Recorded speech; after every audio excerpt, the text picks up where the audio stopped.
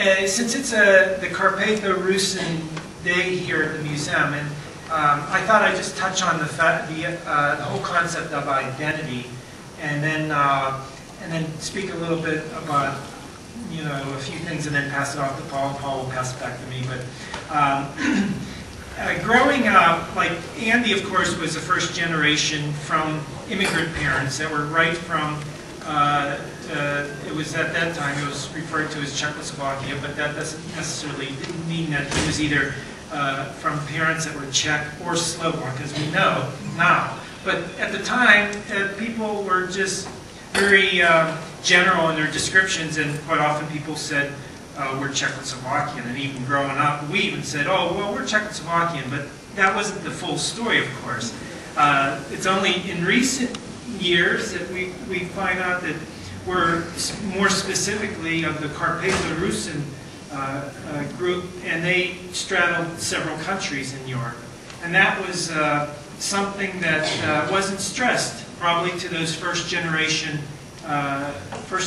children coming from Europe.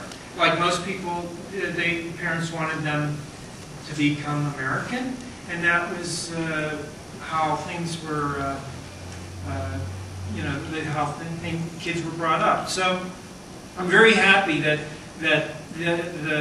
my uncle's identity is becoming more and more known, that he was 100% Carpatho-Rusyn.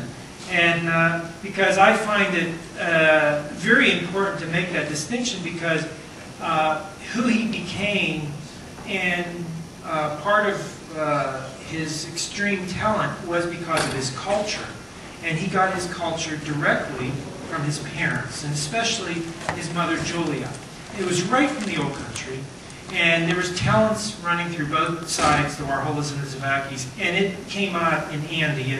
And he was, he really became a result of this with his unique view on the world.